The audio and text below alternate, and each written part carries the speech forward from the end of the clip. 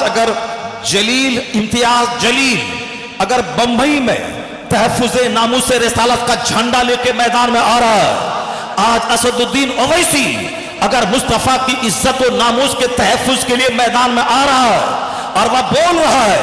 آج اگر دیوبند اور ندوہ اور سہارنپور کا کوئی مولوی اگر تحفظ ناموس رسالت کے لیے کانفرنس کر رہا ہے، تو کل تک جو ہم جیسے سنیوں بریلویوں کو وہ صاحب ٹریڈیشنسٹ کہتا تھا، وہ کہتا تھا یہ روایتی انداز کا یہ کم پڑھا لکھا مسلمان ہے،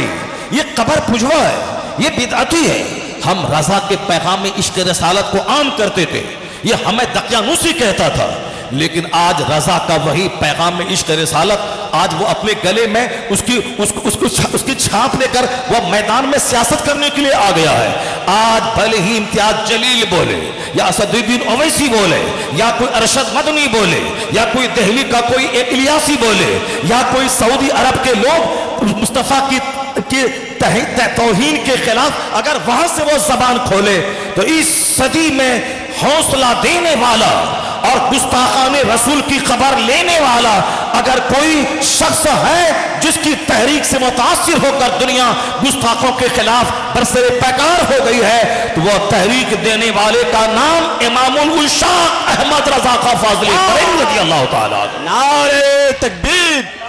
نعرہ رسالت، مسلک اعلیٰ حضرت۔ لیکن 10واں تیجا یہ رافضیوں کا دیا ہوا ہے، اور سنی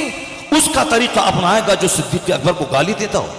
جو فاروق اعظم کو مومن نہیں سمجھتا ہو، جو عثمان غنی کی توہین کرتا ہو، جو سیدہ عائشہ صدیقہ رضی اللہ تعالیٰ عنہ جو ہم مسلمانوں کی کروڑوں مائیں جن کے پاؤں کی دھول پہ قربان اس مقدس ماں کو گالی دیتا ہو، اس کے نام پہ فلمیں بناتا ہو، ہم اس کے طریقے کو قبول کر لیں، ایسا کبھی نہیں ہوگا۔ صدیق اکبر سارے صحابہ میں سب سے افضل ہے۔ حضرت مولا علی ان کے پیچھے 2 سال تک نماز پڑھتے رہے، اب مولا علی نے ان کو اپنا امام مانا۔ حضرت عمر فاروق کے پیچھے 10 سال مولا علی نماز پڑھتے رہے، عمر فاروق امام، حضرت مولا علی ان کا مقتدی۔ حضرت عثمان غنی ان کے ساڑھو بھی ہیں، حضرت عثمان غنی خلیفہ سوم ہیں، عثمان غنی مولا علی کے امام بھی ہیں۔ 12 سال تک مولا علی جن کے پیچھے نماز پڑھتے رہے، ان کو مولا علی کی محبت کی آڑ میں گالیاں دینا، ان کو مومن تک نہیں سمجھنا، ان کی ریتی رواج کو ہم اپنا لیں، ایسا کبھی نہیں ہوگا۔ اور آج جو رافضیت کے اثر سے جو سنیوں کا ایک کمزور طبقہ جو 2-4 روپیہ کمانے کے شوق میں اس سیٹھوں کے پیچھے تلوار چاٹتے ہوئے امیر معاویہ رضی اللہ تعالیٰ عنہ کو منافق کہتا ہو،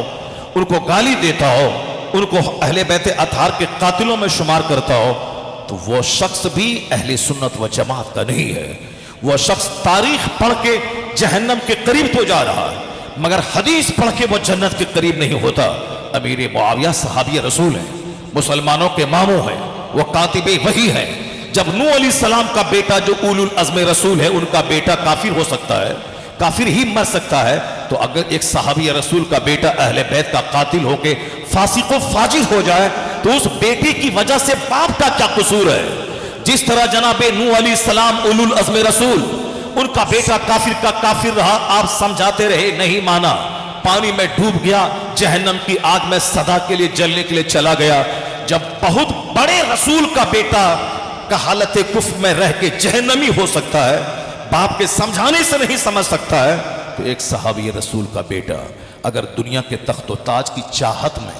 اہل بیت کا قاتل ہو کے اپنی آخرت میں آگ لگا دے تو باپ کا کیا قصور ہے؟ صحابی رسول کا کیا قصور ہے؟ اس لیے مسلک اعلیٰ حضرت جس کی وکالت حضور تاریخ ملت ساری زندگی کرتے رہے، حضور تیغلی شاہ رحمت اللہ علیہ جس مسلک اعلیٰ حضرت کو بیل گاڑی پر بیٹھ کر گھر گھر ہر محلہ محلہ محفل میلاد پڑھ کے ہر محلے تک پہنچاتے رہے،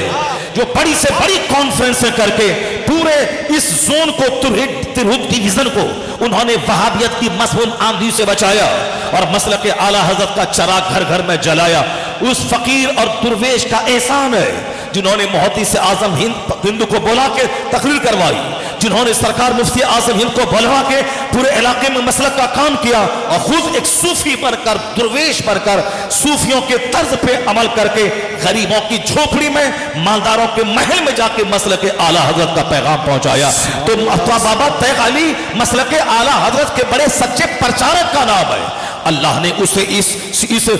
ویشالی کی زمین سے اٹھا کر وہ شہرتوں کے آسمان پہ پہنچایا ہے پورے ہندوستان میں کہ ہم لوگ کیرالہ جاتے ہیں وہاں بابا تیغ علی کا بورڈ لگا رہتا ہے، ہم لوگ کرناٹک جاتے ہیں وہاں ویشالی کے کسی آبی کے بابا فیضان تیغی کا بورڈ لگا رہتا ہے، چھتیس گڑھ میں فیضان تیغ علی کے نام پہ کانفرنسیں ہو رہی ہیں، بمبئی میں ابھی دعوت آئی کل پرسوں کہ بابا تیغ علی کے نام پہ ایک مجلس ہو رہی، آپ کو میں دعوت دیتا ہوں۔ میں نے کہا اتفاق سے میں خالی نہیں ہوں صاحب، بابا تیغ علی ایک درویش کا نام تھا، وہ ویشالی کی زمین سے اٹھا، مسلک اعلیٰ حضرت کی خدمت کیا، اللہ نے اتنی بلندی دے دی کہ آج ہندوستان کے سارے اسٹیٹس میں چھائے ہوئے ہیں۔ اب تیغی سلسلہ ایک ہندوستان کا ایک بڑا سلسلہ ہے، تو ہم لچوں لفنگوں کی نہیں مانے، بابا تیغ علی کی مانے کہ جس نے مسلک اہل سنت مسلک اعلیٰ حضرت کا پرچار کیا ہے، اس لیے آج کوئی نیا مسلک لے کے آ جائے ہم اسے اس کے چہرے پہ مار دیں گے، بابا تیغ علی نے جو مسلک اپنایا ہم اسے اپنا لیں گے۔ سبحان اللہ، نعرہ تکبیر، نعرہ رسالت، مسلک اعلیٰ حضرت فیضان سرکار سرکاہی، عرس تاریخ ملت حضرت مفتی شہریار رضا صاحب قبلہ، بابا تیغ قاضی علی شریعت حضرت مفتی علی رضا صاحب قبلہ مصباحی۔ سبحان اللہ، بابا تیغ علی رحمت اللہ علیہ یہ ایک ایسے ولی کامل، ایسے صوفی درویش کا نام ہے۔ درویشوں کو حالانکہ مسئلہ مسائل سے بہت زیادہ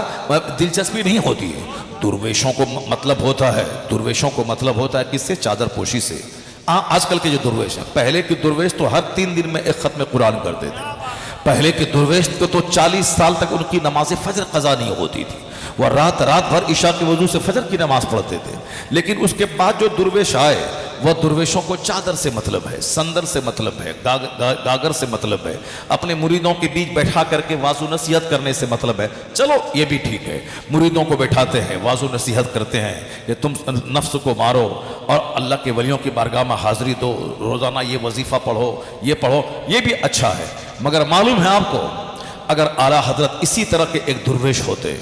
اور بابا تیغ علی اسی طرح کے ایک درویش ہوتے کہ صرف چند مریدوں کو مرید کرتے اور عرس میں بلاتے، چادر پوشی کرواتے، تو آج اعلیٰ حضرت کا نام پوری دنیا کی کروڑوں زبان پہ نہیں ہوتا۔ اعلیٰ حضرت کو آج امریکہ سے لے کے ملیشیا تک کروڑوں مسلمان ان کا نام اپنے ایمان کی پہچان کے طور پر لیتے ہیں، اعلیٰ حضرت کا نام۔ اور اعلیٰ حضرت کو بہت سارے لوگ نہیں جانتے ہیں۔ اعلیٰ حضرت ایسے نائب پیغمبر کا نام ہے جنہوں نے تحفظ نافوس رسالت کا وہ فریضہ انجام دیا کہ آج اگر جلیل امتیاز جلیل اگر بمبئی میں تحفظ ناموس رسالت کا جھنڈا لے کے میدان میں آ رہا ہے،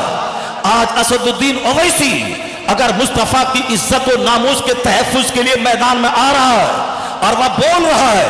آج اگر دیوبند اور ندوہ اور سہارنپور کا کوئی مولوی اگر تحفظ ناموس رسالت کے لیے کانفرنس کر رہا ہے، تو کل تک جو ہم جیسے سنیوں بریلویوں کو وہ صاحب ٹریڈیشنسٹ کہتا تھا، وہ کہتا تھا یہ روایتی انداز کا یہ کم پڑھا لکھا مسلمان ہے، یہ قبر پجوا ہے، یہ بدعتی ہے۔ ہم رضا کے پیغام عشق رسالت کو عام کرتے تھے، یہ ہمیں دقیانوسی کہتا تھا، لیکن آج رضا کا وہی پیغام عشق رسالت آج وہ اپنے گلے میں اس کی چھاپ لے کر وہ میدان میں سیاست کرنے کے لیے آ گیا ہے۔ آج بھلے ہی امتیاز جلیل بولے یا اسد الدین اویسی بولے یا کوئی ارشد مدنی بولے یا کوئی دہلی کا کوئی ایک الیاسی بولے یا کوئی سعودی عرب کے لوگ مصطفیٰ کی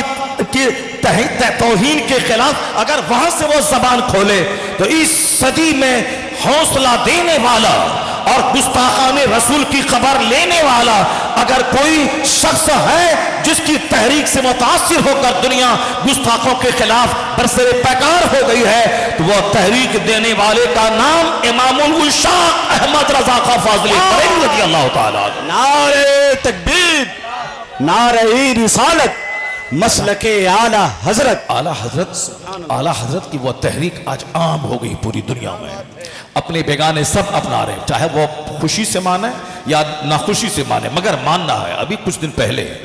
بارہ بنکی میں چند دیوبندی مولیوں نے میٹنگ کی، اس میٹنگ میں یہ کہا کہ اگرچہ جلوس محمدی بدعت ہے، نہیں نکالنا چاہیے، مگر یہ آج کے وقت کی ضرورت ہے، نکالنا چاہیے، مگر یہ آج کے وقت کی ضرورت ہے۔ یہ اخبار میں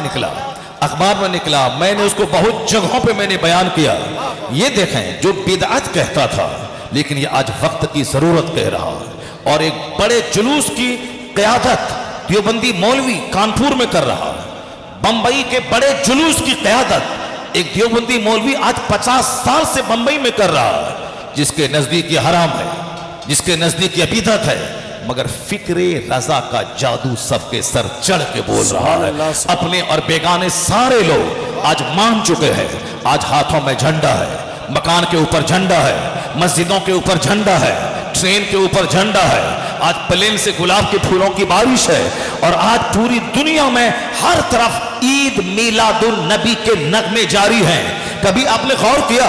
کہ یہ اسی لیے جاری ہے کہ آج سے 25 سال پہلے آپ کے گاؤں میں 12 وفات بولا جاتا تھا۔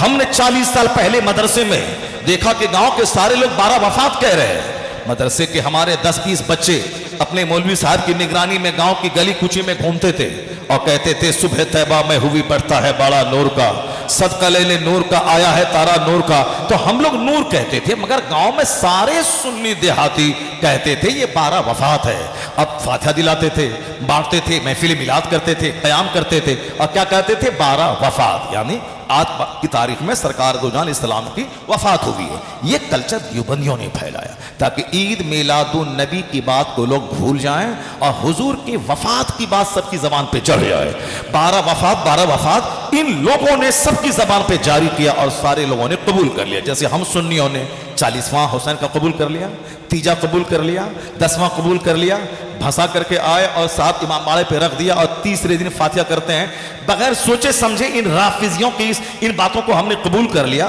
لیکن جیسے جیسے اب لوگ دھیان دے رہے ہیں ویسے ویسے ساری یہ فرضی روایات کا خاتمہ ہو رہا ہے۔